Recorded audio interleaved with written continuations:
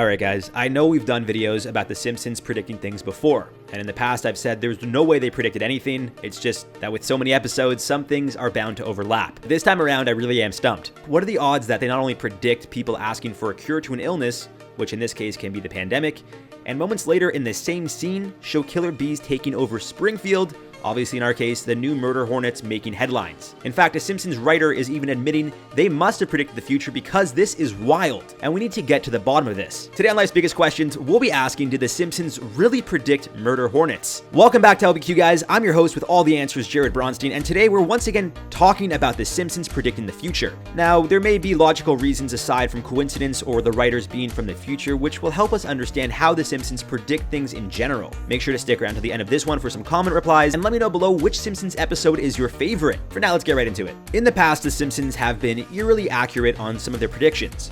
Now, I'm not so sure you'd call it a prediction, maybe a coincidence, or maybe just sheer luck. That being said, somehow, the show has aired episodes in the past where things that happen end up actually happening in real life, and for some reason they usually happen decades after the initial airing date of said episode.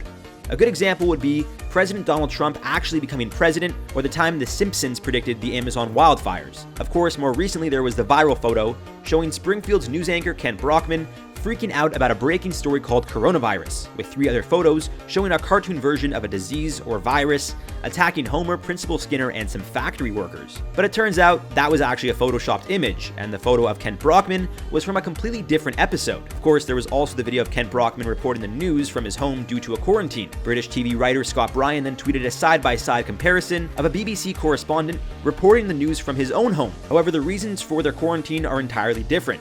For us, there's the pandemic.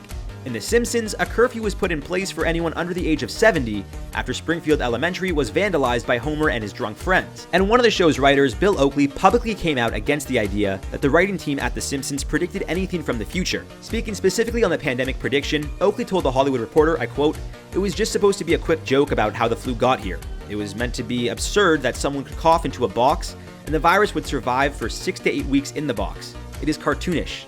We intentionally made it cartoonish because we wanted it to be silly and not scary, and not carry any of these bad associations along with it, which is why the virus itself was acting like a cartoon character and behaving in extremely unrealistic ways." End quote.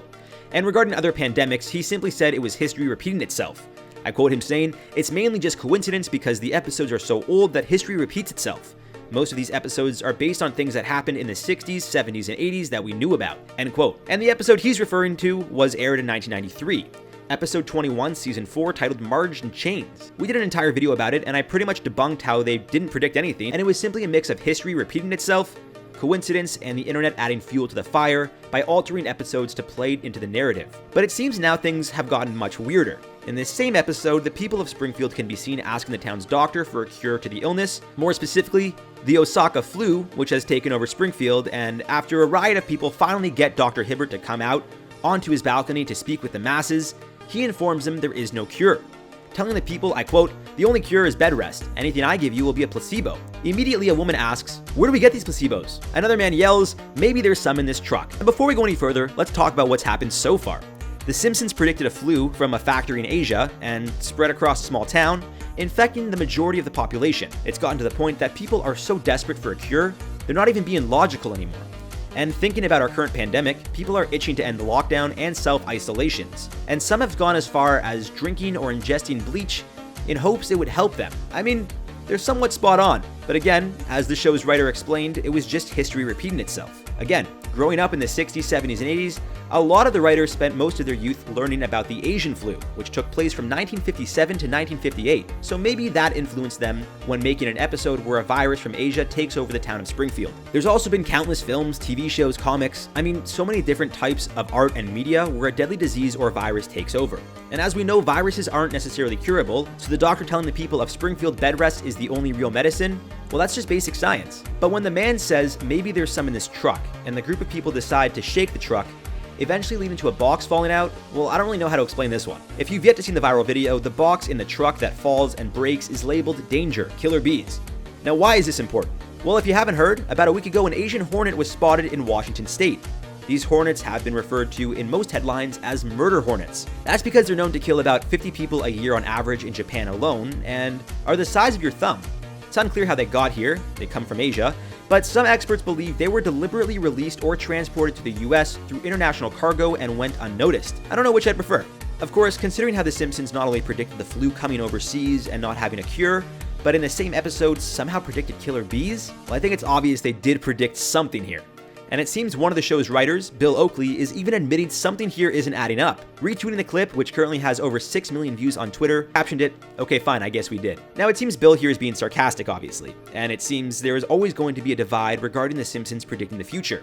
Some believe they did, while others will cite history and just say it's sheer coincidence that some events that took place in the show decades ago are happening in the real world. If you really want to look at things from a logical standpoint, it seems this really is just a big coincidence, mixed with people wanting to believe The Simpsons predicted the future. A good example would be when Lisa had a smartwatch in 1995. The real smartwatch wouldn't be introduced to the world until 2013, but again, Lisa's smartwatch was an actual cell phone that folded into a watch. Yes, we have smartwatches, but the Jetsons also predicted we'd have flying cars and robot butlers. And if that does happen to be the case, say 100 years from now, maybe 1,000 years from now, the people living during those times will probably say the Jetsons predicted the future. At the end of the day, people get inspired creatively in many different ways.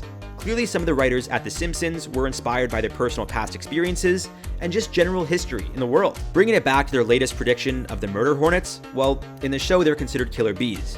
Still, very impressive for them to even come as close as they did. That being said, it does seem like one big coincidence, as the bees could have technically been anything. The point of the scene was to make fun of people for not listening to the medical professional, in this case Dr. Hibbert. After he tells them there's no cure, the group of people still look for one, completely disregarding the doctor after not liking the answer they heard. And that's where the bees come in, almost acting as an instant karma or instant regret for not listening simply because they didn't like the answer they heard.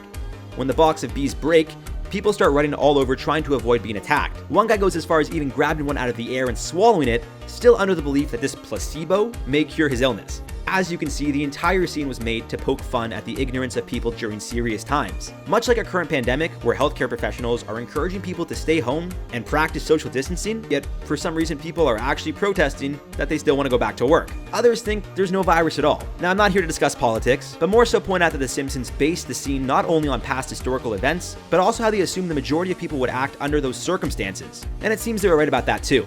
So maybe The Simpsons really did predict the future. All joking aside, it seems there's always going to be claims that The Simpsons predicted the future.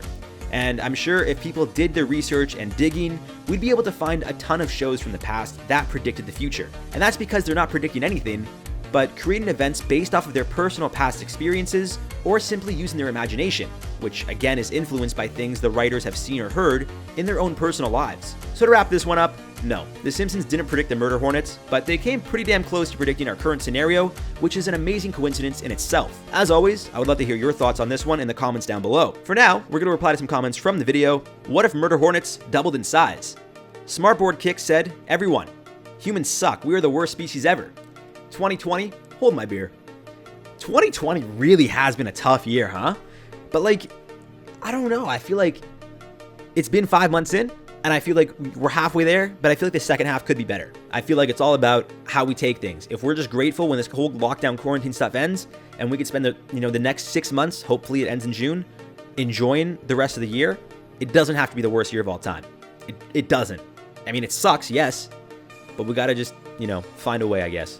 The Hat Man said, "What if people are forced to stay at home because of Hornets?" I didn't even think of that. That's terrible. I hate that. Honestly, I would just risk it at that point. Spy Kid 660 said, "God, let's make it triple the size." Yeah, I'm telling you, God, man's a savage. He's created things that just have no purpose but just to kill, and it's like, dude. Anyways, guys, that does it for this one. You've been watching LBQ. I've been your host, Jared Bronstein, and we'll see you guys in the next one. These bugs are well known as murder hornets. Bad name, right? Well, this is just sort of a nickname researchers gave them, and for a good reason. It's a name that definitely caught on, too. How can a real-life creature called the murder hornet not go viral? It's impossible. We'll get to know their murderous tendencies in a moment. Actually known as the Asian giant hornet, these are big, scary-looking buggers. They've got large Spider-Man eyes, orange and black tiger stripes, big dragonfly wings, and of course, a huge stinger. And it's packing heat in that butt needle. Some say that getting stung by one is similar to having a hot nail driven into your skin. Just imagine that for a moment. Got a good idea? Never want to go outside again? Cool.